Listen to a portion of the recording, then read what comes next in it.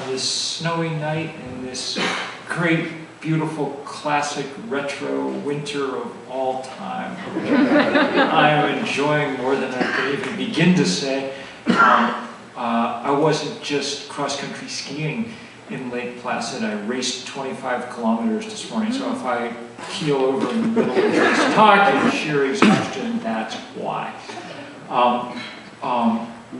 It really has been a wonderful winter. We're almost the only place in the globe that's enjoying it. January was the second warmest January ever recorded on this planet, as you know. 2014 was the hottest year for which we have records. Believe it or not, though it's been very cold here, even in the continental US so far this winter, we've had about 3 times as many high temperature records as cold temperature records, because the western United States and Alaska are unbelievably warm. And as you know as well, drought ridden, and you know, so we should, when it crosses your mind to complain about the fact that it's 15 below, when you wake up in the morning, don't, would be my advice. I won't talk but for a minute about the trouble that we're in, because I know that mostly we know it. Truthfully, I got to say, I'm very glad to be here, and really the reason that I said, I don't normally anymore talk that much around Vermont, just because my theory is that there are other places that need it more.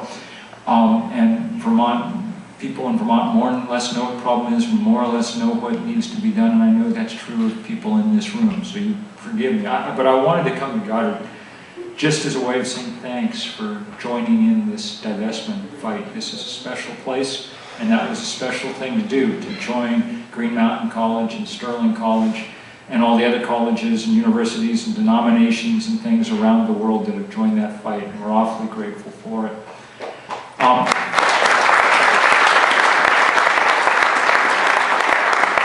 I won't talk but a minute about the trouble we're in, but the trouble is substantial. When I wrote The End of Nature, now 26 years ago, we didn't know how fast climate change would come, and it came faster and harder than we suspected. If someone had said 25 years ago that most of the summer sea ice in the Arctic would be gone, we would have said, no, that's another 70, 80 years out. If someone had said, as the scientists demonstrated this time last year, that the West Antarctic ice sheet has now essentially become unmoored by melting at its base, we would have said, no, that's another 70, 80 years out. If someone had said the world's oceans would be 30% more acidic, we would have said, no one's even thought to measure 25 years ago the pH of the oceans, because we didn't even cross anyone's mind that you could change the chemistry of something as vast as the world's seas, but we have. And this, this is all incredibly sad and incredibly dangerous and incredibly unnecessary. Unnecessary because we knew 25 years ago what the problem was. I mean, it's not as if we didn't have warning. We did. The scientists told us, and with great unanimity, what we were up against and what to do about it. It's unnecessary because of that warning, and it's unnecessary because we have now the technology we need to get past it. There were days last summer when the Germans generated 80% of the power that they used from solar panels within their borders. Germany gets as much sunshine on average as Alaska, okay? So it's not natural resource endowment that's driving their success, it's political will. As of a year ago anyway, there were more solar panels in Bavaria than there were in the United States, okay? Even though we have Florida and Texas and Arizona and New Mexico and so on and so forth. The Danes last year generated 40% of their electricity from wind. The Danes have no monopoly on wind. It blows nearly everywhere, including here. We have the technologies we need to avert the greatest crisis that we ever faced. We haven't put them to use for the most part. The Germans and the Danes are great exceptions to the rule. We haven't put them to work, and at some point for me the question became, why? I assumed when I started writing about this 25 years ago that given the warning we would act, because that's what rational people and rational societies you would think would do. And we kept waiting and waiting. You know, every year panels of scientists would trot up to Capitol Hill and testify and explain what was going on. So, and nothing happened. We've had a 25-year bipartisan effort to accomplish nothing on this problem. And it's been highly successful. And at a certain point, too late really for me, I mean, I should have figured it out years before, but at a certain point it began to dawn on me and some others that this is because we weren't, how to say it, we weren't in an argument. We'd already won the argument. That was not the problem. We were winning the argument. We were just losing the fight because the fight wasn't being conducted on reason and data and whatever else. The fight was being conducted as fights usually are on power. And the fossil fuel industry is the richest industry in the history of the world. I mean, literally, the last 4 years, Exxon made more money than any company in the history of money. And though I try hard to be a patriot and not a cynic, in our political system and a lot of others, money buys you more influence than your arguments deserve. I hope that doesn't shock anyone by saying that, but I'm afraid that's the way that it is.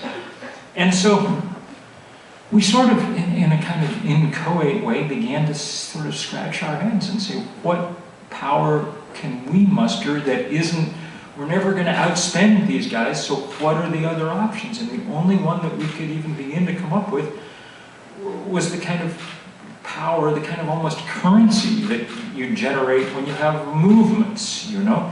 Power, passion, and spirit, and creativity. Sometimes the willingness to spend one's body. And so, you know, haltingly and blunderingly, we sort of set to work. And since I live here, the first thing that we tried to do, we had a few friends, and I know there's people in this room who took part in that, was in 2006 we organized this march up the western side of Vermont along Route 7 for 5 days up to Burlington. And it was fun, you know, we slept in farm fields along the way, and you know, I'm a Methodist, so I called up the Methodist sort of mafia to make sure there'd be potluck suppers, you know, and things. This Methodist sacrament would be administered along the way. And by the time we got to Burlington, there's 1,000 people marching. So for Vermont, as you all know, that's a lot of people, you know, in one place at one time. You know, pretty much, I don't know, Thunder Road or something is pretty much the only place you get more people. I remember Bernie, who's, you know, greeting us, and of course Bernie, you know, sort of had roots in the protest era of the 60s, and he was so excited, and he was like, this is great, I haven't seen this many people in so long, this is so amazing, I'm so glad you did this, what is this about again? And he's since gone on to be the great champion on this issue in the whole Senate. Absolutely stand-up guy on this, who's done everything he can to help and been tremendous on it. And boy, one hopes he not only runs for president, but somehow wins. You know, that would be a different world. But the thing about that 1,000 people was there was a story in the Free Press the next day. The story in the Free Press says, this was probably the largest demonstration about climate change that had yet taken place in the United States. We're like, no wonder we lose. we have all the kind of superstructure of a movement. We've got scientists and economists, and we've got Al Gore, we've got everything you need. The only part of the movement we forgot was the movement part. There's just nothing there to get it going. So that's what we tried to sort of put together. And in this case, when I say we, I mean me and 7 undergraduates at Middlebury. And we had no money and no lists or anything, which was probably all to the best, because it didn't occur to us that it was kind of a ludicrous folly to try and go and organize the world, you know. We just decided that we should try. And that's, by the way, the biggest reason why we picked this sort of odd name of 350.org. The references to the parts per million CO2 in the atmosphere that would be safe to have, a number we're already well north of, unfortunately. But the reason that we picked it was because when we thought about organizing the world, we thought forget lack of money, or we thought the most daunting challenge we could see was that everybody insists on speaking their own language, you know, so how are you going to organize everybody? So we figured a number would be better. Arabic numerals work the same everywhere. Everybody gets them, you know.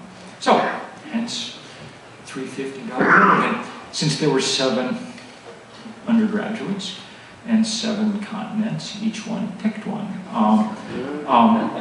The guy who picked the Antarctic also had to do the internet. And off we went. And our job was just to find other people like ourselves, you know. There's not everywhere something called an environmentalist, but there is everywhere somebody worried about hunger, about public health, about war and peace, about women's rights, about all the things that you're not going to have in a disintegrating world. And this world is already quickly disintegrating as a result of the rise in temperature. You know, we already see great droughts, crop shortfall, spread of disease, and that's with 1 degree rise in temperature Celsius. On current trajectories, we're headed for 4 or 5 degrees this century, and that means we can't have development. We can't even have sort of civilizations of the kind that we're used to. The agronomists tell us that from this point on, each degree increase in global average temperature should cut grain yields about 10%. So if you raise temperature 3 degrees, you got 1/3 fewer calories on the planet. You all know enough about the world to be able to figure out what that would mean for, you know, international relations, and you know, that's the recipe for just a horrible, horrible, horrible world. So that's why people all over the world quickly got engaged. We asked people. This was back 2009, and when we were starting, we said, let's do this big global day of action, and everybody on the same day all around the world come together and do this. And we didn't know it would work. We had no real reason to suspect it would, but we were hopeful. And we had the first sense that it might work. 2 days, it was supposed to happen on a Saturday, and that Thursday we were all sitting around our one-room office, around our table with the 8 of us with our laptops open, doing the last-minute stuff. And the phone rang, and it's our leader in Ethiopia. Like everybody else, was a volunteer, like a large majority of people was a she, and like many of them was 17 years old. And she was in tears. She said, the government took away our permit for Saturday, so we're doing this today before they can stop us, which was brave, but that's not why she was crying. She said, we so want to do it the same day as everybody else. We want to be part of the whole big thing. We don't want to spoil it. We're really sorry. And we've got 15,000 young people out in the street in Addis Ababa chanting 350.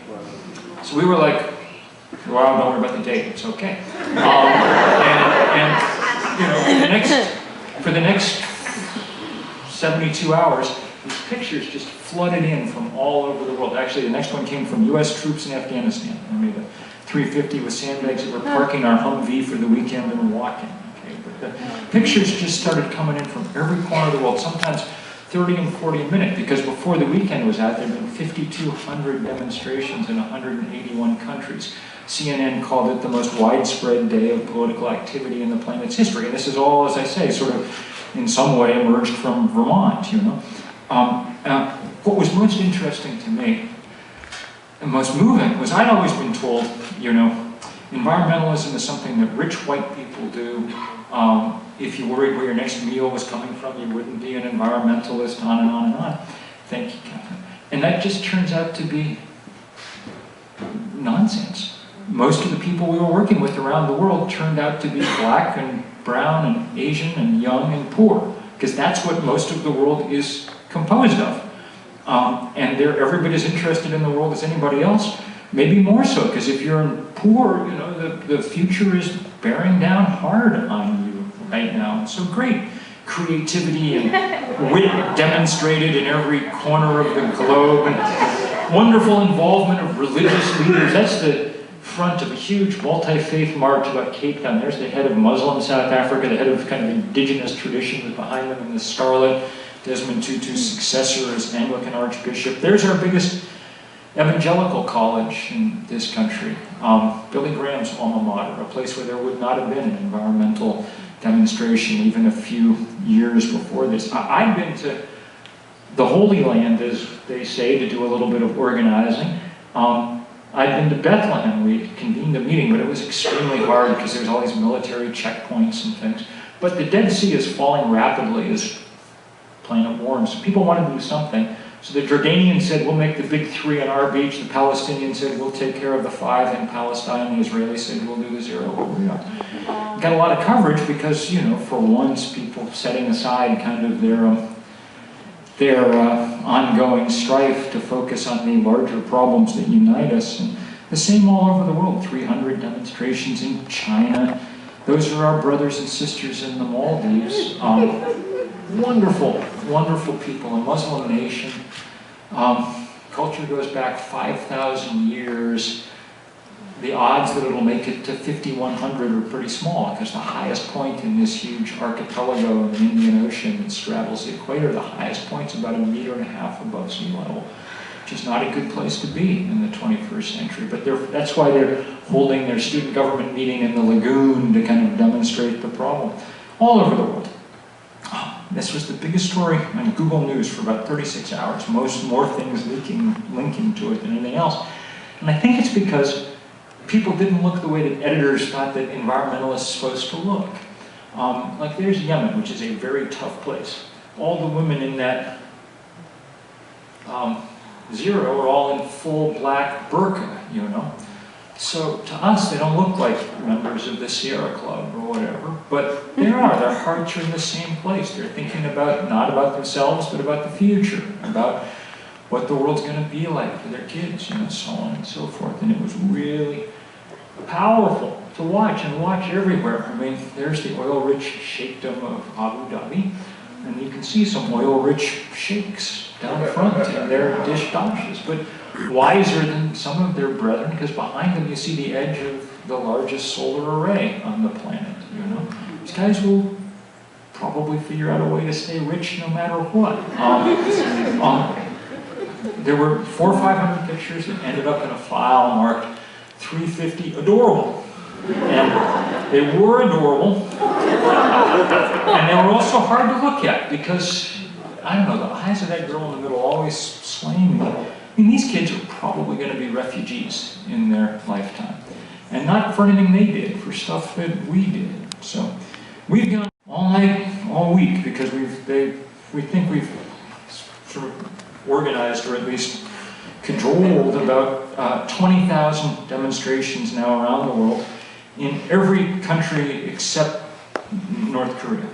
And they've been beautiful, and they come from places, you know, I'd never heard of before, or places that I'd heard of, but for other reasons, and, you know, it just couldn't be more beautiful. We love doing this kind of work. We've done these huge art projects they've described as the biggest art project in the planet's history, because there were so many bodies of people making this art that we've had to borrow satellites to take pictures of a lot of them, you know.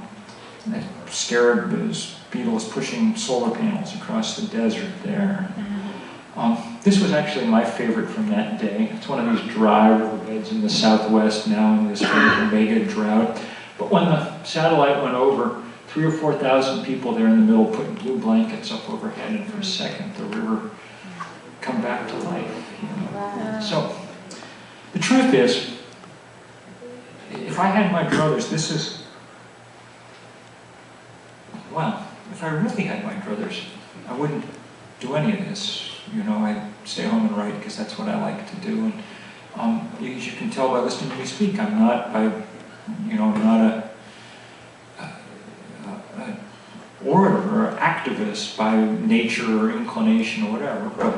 But even if I were doing this, if I had my druthers, we'd do this kind of education. And we would do the work of education and slowly spread these ideas. And within a generation or two, people would fully get it, and we'd be where we needed to be, and we'd have this kind of slow, peaceful, interesting evolutionary change that humans are best with, and so on.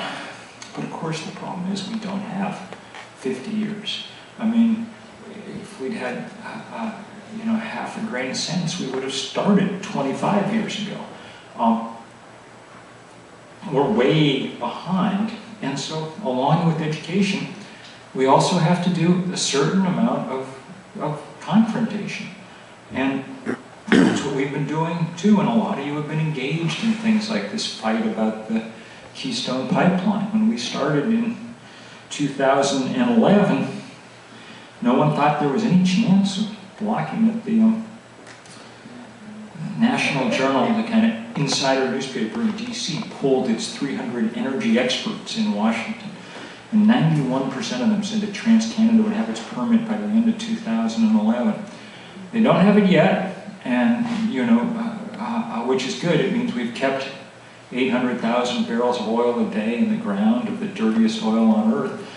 And last summer, even before the price of oil began to drop, without a pipeline to use, 3 big investors pulled $17 billion back and from expansion plans up there.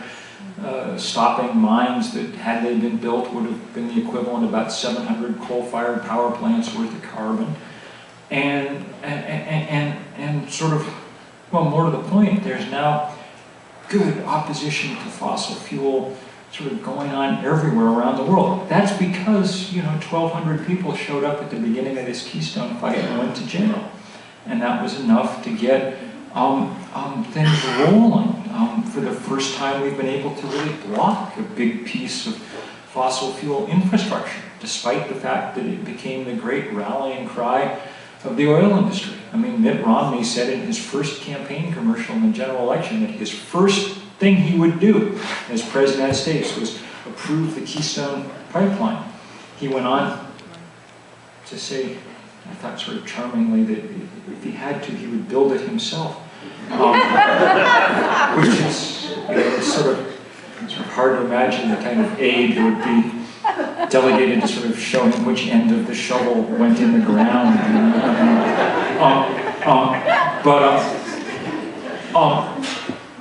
And you saw this Republican Congress spent the first 2 weeks of their new term in office trying to pass the key. Not because, for 2 reasons. One, because it's become a great symbol and it's helped to foment all this resistance to a zillion other things. And 2, because the Koch brothers are the biggest leaseholders in the tar sands. And if this thing gets built, the one study I've seen showed that they would add $100 billion to their already taken together the richest man on earth. Okay? That's why they announced recently they're going to spend $900 million on the next federal election. They'll spend more than the Republicans or the Democrats. Koch brothers, party of 2, because these are really high stakes. So, as I said, great fights going on everywhere, including Vermont, where people are standing up to gas pipelines and things like that. We're starting to win some wonderful victories, and again, unexpected. 3 or 4 years ago, nobody thought that Andrew Cuomo would be forced to ban fracking in New York State, and in the weeks since that happened, Wales and Scotland have banned it, so did Tasmania last week, the French have banned it,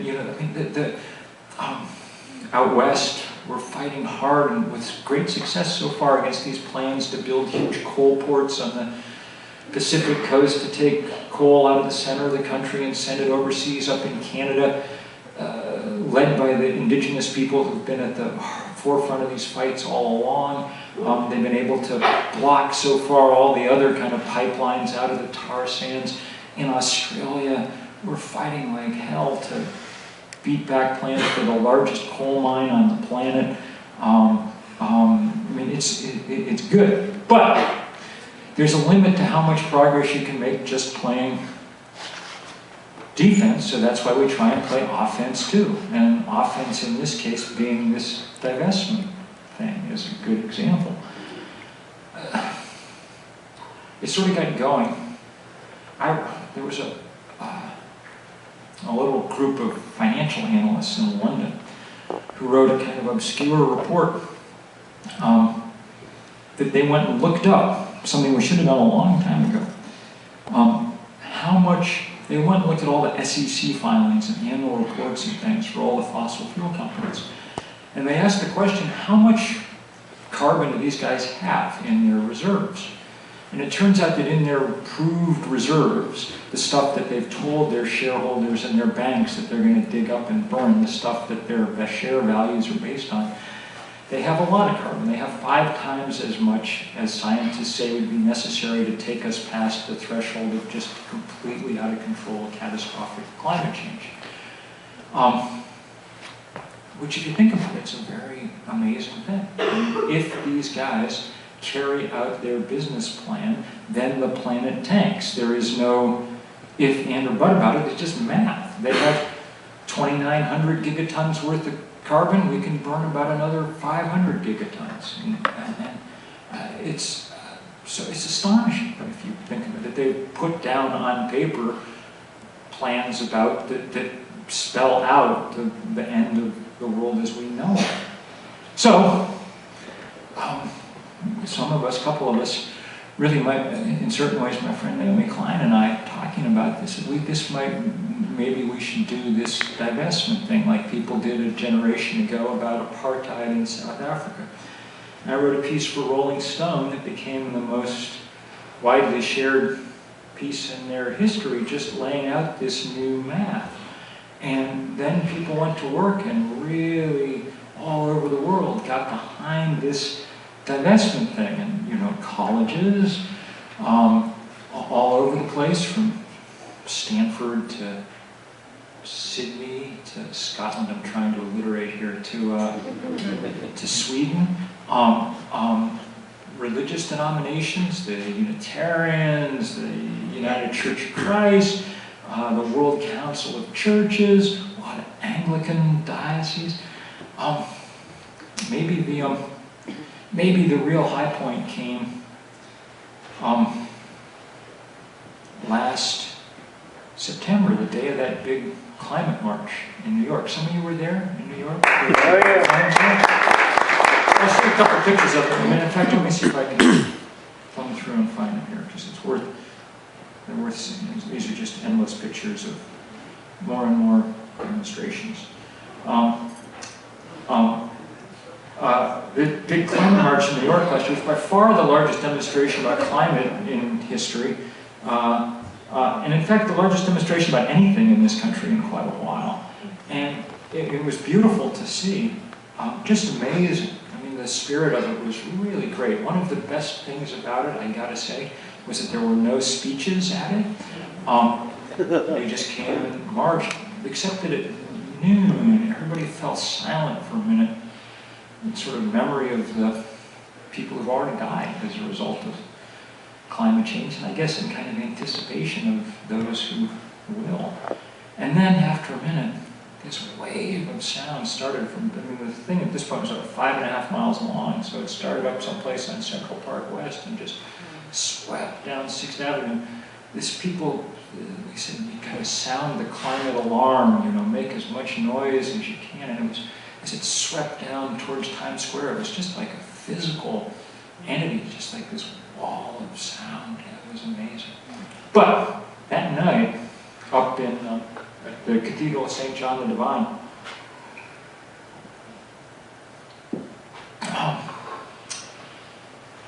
at the end of this conference of clerics on climate change, which was good in and of itself, but at the end, the heirs to the Rockefeller fortune stood up and announced that they were divesting from fossil fuel. Okay. Which, if you think about it, it's pretty amazing. It is like the first family of fossil fuel. You know, this was the original oil fortune. And they said, we no longer think that this is moral to be invested in, and we don't think it's wise either. Financially, we think if John D. Rockefeller were alive today, he'd be investing in clean, renewable energy because that's what the future is. And they're right. I mean, it's already clear that, you know, for the last 5 years, for instance, you know, portfolios without fossil fuel in them have way outperformed the stock market and whatever else. And it's only going to get worse, you know, if we ever do anything about climate change, if we ever try to meet even the very paltry international targets we've already kind of agreed on. HSBC, the second biggest bank in the world, calculated last year that you'd have to cut the valuations of all the fossil fuel companies in half. That is, there's a huge carbon bubble. This reserves that we can't burn constitute stranded assets. They're kind of a bubble, the way that all those houses that there was no one to buy became a bubble, you know, 7 or 8 years ago, and almost brought down the economy. Well, this is on an even larger scale. So, places like Goddard are acting with the wisdom of Rockefellers in this case, you know, which does raise the interesting question of why on earth the state of Vermont has so far not gone along with this and divested its own holdings. It's a great shame and disgrace that it hasn't. And if you guys felt like doing something that would be helpful, it would be to write a letter to the governor asking him to do it. He said at one point that he thought it was a good idea, and then he said a few days later that he wasn't, you know, who knows, we need more investigation, whatever. That seems to be our thing now in Vermont, is we just take an extremely long time to do anything, even things that are easy and obvious like this, you know. And so if you'd be willing to goose him a little bit on this, that would be a very useful thing to do. Rob Kidd from the Sierra Club's here. Rob, if you're going to write the governor, what's the zip code? 05602. 05602. Peter Shumlin, Montpelier, Vermont, 05602 should do it. Oh yeah. The Pavilion Building. Yeah, you know, it would be a good thing for Vermont to demonstrate some leadership here. A really good thing. S8. Say again? S8, that's the Senate bill that Anthony Galena has introduced that would do this, and I think Willem Jewett has introduced one in the House as well. So it's, you know, but it's, as I say, I mean, Montpelier sometimes drives me nuts. I have no idea why we bother electing Democratic supermajorities in both houses of our state legislature if they then aren't going to act on even things like this. It's a great shame, and it's time for them to, at least on this, demonstrate less passivity and more engagement. That's a little more sermonizing than I'm used to doing, but what the heck. It's probably a good place to end in a sense. Well, let me just show a couple more pictures, because something went on that same time as that day in New York. There were 2,600 things around the world. The biggest was in New York, but all over the place people were doing it. And then the next day we went down and did sort of civil disobedience on Wall Street, and that was cool.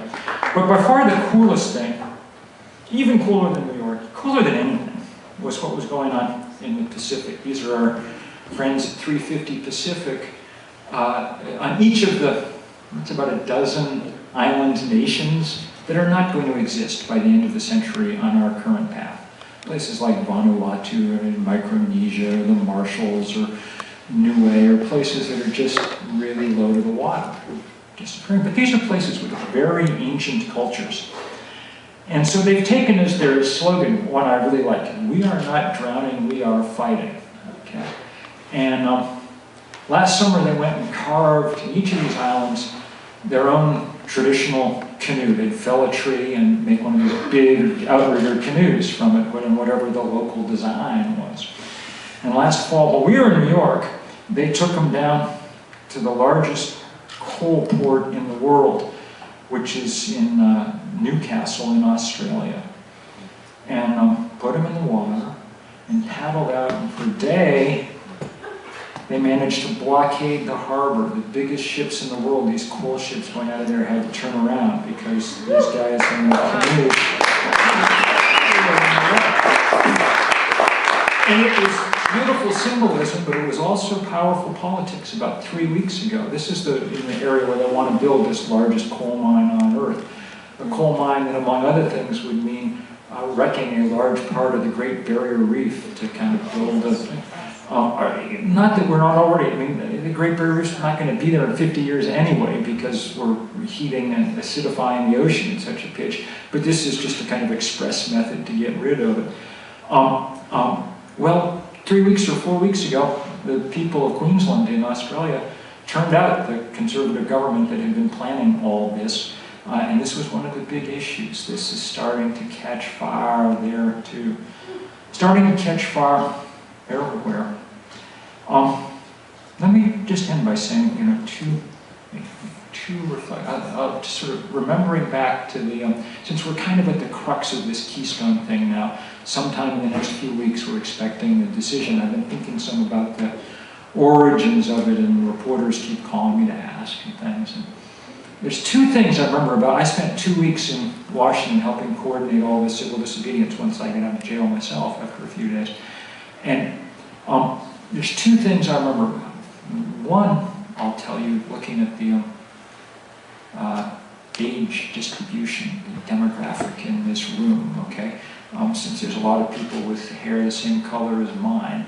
One of the things we said, when I wrote the letter asking people to come get arrested, which is not an easy kind of letter to write, one of the things I said was, I think in this case, college students should not have to be the cannon fodder for this thing. I mean, young people who have led this fight are leading this fight all over. But if you're, 19 and in college or whatever, probably an arrest record, not the best thing for your resume, in our current climate. One of the few completely unmixed blessings about growing older is, past a certain point, what the hell are they going to do to you? And so it was very good to see a lot of people of a certain age descend on Washington. Now, when people are getting arrested, we did not say, how old are you? Because that would be rude. But we did, cleverly, I think, say, who was president when you were born? And the two biggest cohorts were from the Roosevelt and the Truman administration. On the last day, there was a guy, 97 or something, arrested, a sign around his neck that said, World War II vet, handle with care. He'd been born in the Warren Harding administration, which was so long ago, I'd forgotten there was a Warren Harding administration. So that was good. Well, it was really good for all the young people who were there, because they got to see their elders acting like elders for once, the way that in a working society elders act, which was good. The other thing we told people was, if you want to come get arrested, would you please put on a necktie or wear a dress? Not because, look, I live in Ripton, which is just about as formal as Plainfield, if I could go a year at a time without putting on a necktie. My wife has to remind me how you knot it, when the time comes.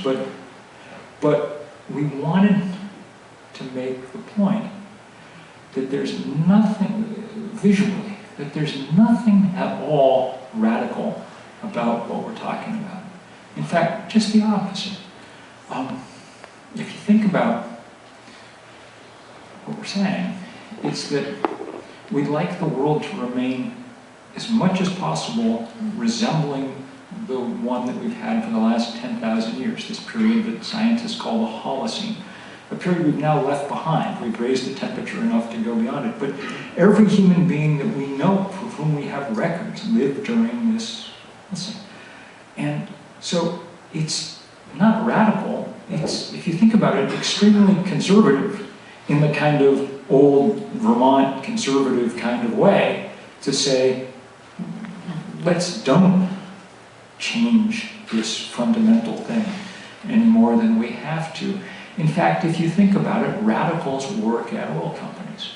If you're willing to make your great fortune by getting up in the morning and altering the chemical composition of the atmosphere, and you're willing to do it not just after scientists have told you what will happen, but after you've seen what would happen. If you're the sort of person who watches the Arctic melt as a result of climate change, and your first impulse is then to go make plans to drill in those now open waters for yet more oil, then you are a radical on a scale of radicalism we've never seen. I mean, nothing, anybody in the 60s ever did comes close to that as radical. And our job, it seems to me, is to check that radicalism as best we can. I cannot guarantee we're going to win this fight. I don't know. We waited a long time to get started, and as I said at the beginning, I should have figured out long before what we should be doing.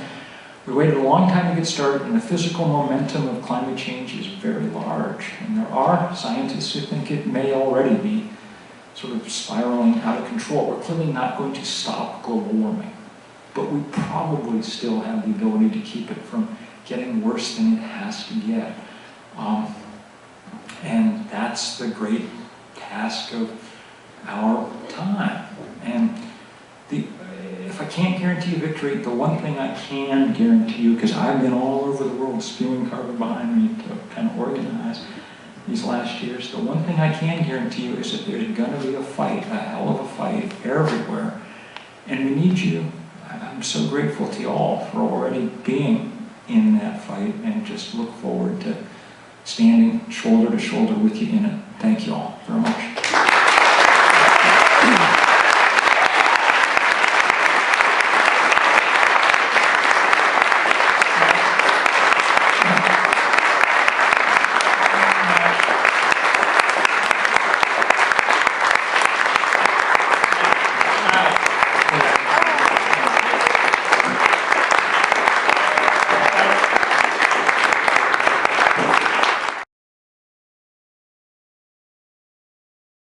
And things work pretty well. But I can say I don't spend an immense amount of time worrying about sort of climate denialists and that kind of thing. Their influence is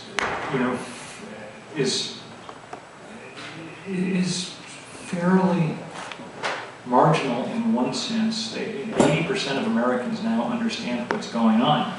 And understand their influence rests not on their arguments, it just rests on the fact that they come with, they own one political party and they've terrified the other, the fossil fuel industry. So I just worry more about why more of that 80% that does know what's going on isn't engaged and active. And that's where I spend most of my time trying to get people engaged. But it's a good point. I'll also say that one of the things that I've always believed, and I think is proven to be true, is that people in fact are perfectly able to comprehend and deal with the science of this. When we started 350.org, a lot of people said, oh, it's much too complicated a name, no one will understand it, it's a scientific data point. Well, you've seen pictures from all over the world, including lots of places with lots of people who are, quote, illiterate, unquote. It's actually the easiest thing in the world. Here's a number, we have too much of it, The other thing people said was, it's too depressing, since we're already past it, it'll depress everyone if you call it this. It's like, I don't think that's true either. I think it's the equivalent of like going to the doctor, and the doctor says, you're in that zone, I just looked at your cholesterol, and you're in that zone where people have heart attacks, and I think you might have had a little stroke already, that's the day when people say, like, okay, what pill do I take now? That's when behaviors start to change. Only complete idiots, only real wonks demand from the doctor like a full lecture on the lipid system, you know, before you'll take action. And only real dummies go home and search the internet until they find a website that says cholesterol doesn't exist, you know, or whatever. So I think I think most people are largely there, and the ones who aren't, you know, are ideologically motivated, not scientifically motivated, and you're not going to convince your brother-in-law at Thanksgiving about this if he's spent the last 25 years marinating in Rush Limbaugh. It's not possible. So don't worry about it. Enjoy the meal, and the next day organize and organize and organize. Bill, two things. Beth Pierce is the treasurer in Vermont. She is actually an elected official. Why am I not seeing where you are? That's Dan Jones. She's an elected official, and she can actually do what she wants with the state funds, and the governor can't do much about it. So if people wanted to get in touch with Beth Pierce, that might make more of a difference. Well, Beth, that's true. One should write her, but it's also worth pointing out that she got her job because Peter Shumlin appointed her to it originally. And my sense in political terms is that sometimes, I mean, when we've been dealing with this Keystone stuff, for instance, it was incredibly annoying. It's incredibly annoying. Every time Congress votes on it, you can predict with unerring accuracy how they're going to vote based on how much money they've taken from the fossil fuel industry. It's like even better predictor than party ID.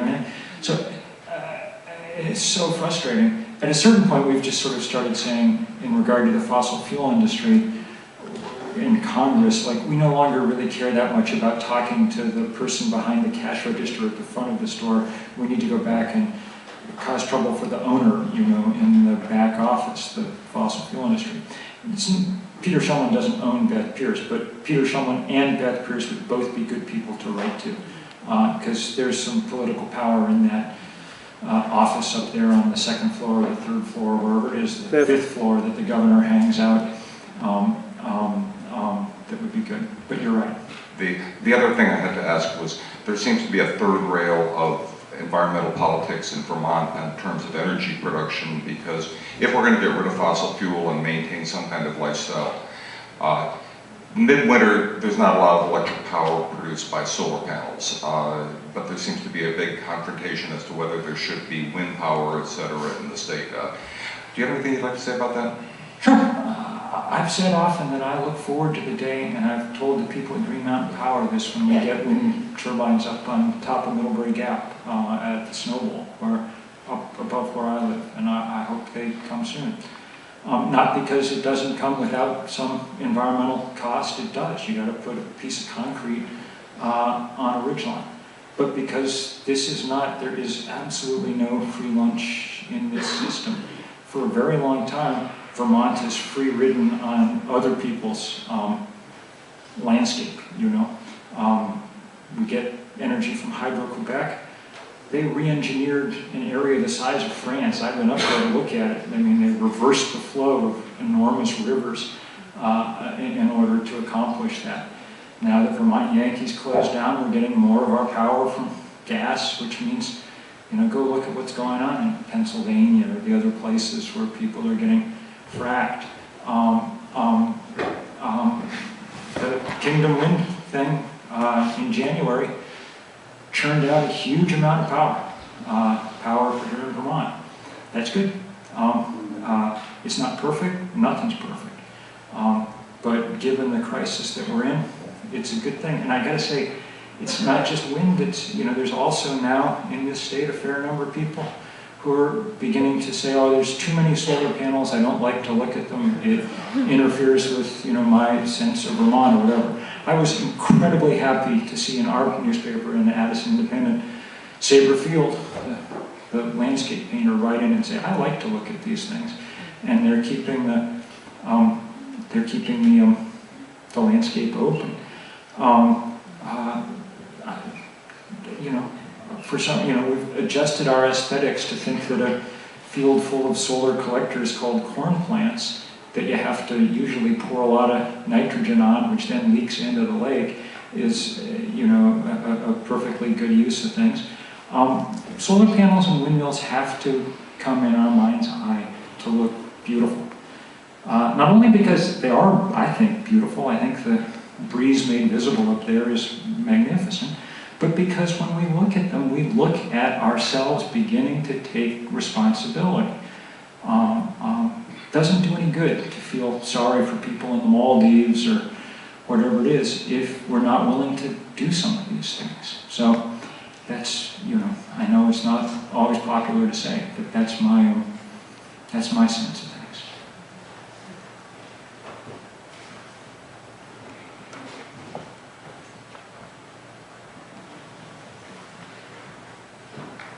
Hi, excuse me.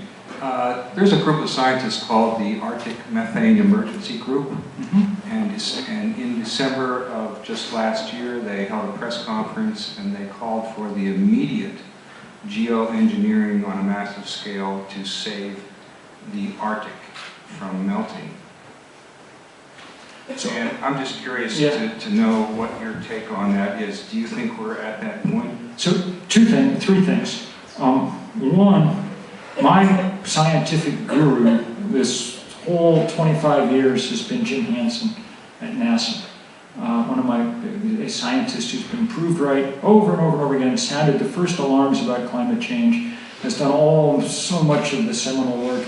Not only that, is a complete stand-up guy. He's gone to jail as often as I have, and sometimes in the same paddy wagon, and which always kills me. I don't mind, it's like, for me, it's sort of like the world is not a worse place if I spend a few days out of circulation, but it's absurd to take your smartest scientists in the world and instead of having them in the lab, have them locked up someplace. It just annoys the hell out of me each time it has to happen. But anyway, Jim says that that he thinks that the methane numbers are probably not as dire yet as a very small number of scientists are saying. Geoengineering is an attempt to stop it. Geoengineering means doing something else to the atmosphere in order to counteract the effects of carbon. The most common prescription is to put a lot of sulfur into the atmosphere. Having the carbon warms it, and then sulfur would block some of the incoming solar radiation and cool things down. A, there's no particular reason to think it would work. B, when we model it on computers, it has huge side effects, like, for instance, moving the monsoons off the Asian subcontinent, which is a bad idea for the couple of billion people who depend on those. Third reason not to do geoengineering as opposed to doing something about carbon is that it does nothing about what's may turn out to be the single worst manifestation of this whole thing, which is the ongoing acidification of the oceans. Even if it wasn't raising the temperature at all, we'd have to get off carbon dioxide in short order because we're completely, look at a globe, we are an ocean planet. It is insane to change the pH of the ocean. But the fourth point is, we don't need bizarro technology, firing artillery shells full of sulfur into the upper atmosphere forever. We have the technology. We have solar panels. The price of solar panels has fallen 75% in the last 6 years. I was just down in a series of houses in Rutland that Green Mountain Power has done as e-homes. They move people out for a few days, they weatherize the hell out of the place, they put in these air source heat pumps, put some solar panels on the roof. They finance it all through the electric bill, and people use so much less energy that their electric bill still goes down, even though they've added all this stuff to it. This is literally not rocket science, okay? It is the stuff that we know how to do and can do, and it's so crazy to think that as a kind of race we just throw up and say, this is too much trouble. Let's put some other stuff up in the atmosphere and see how that does. That's my sense. And there, all right. Well, I'm grateful to you all. I'm very grateful to Goddard, as I said.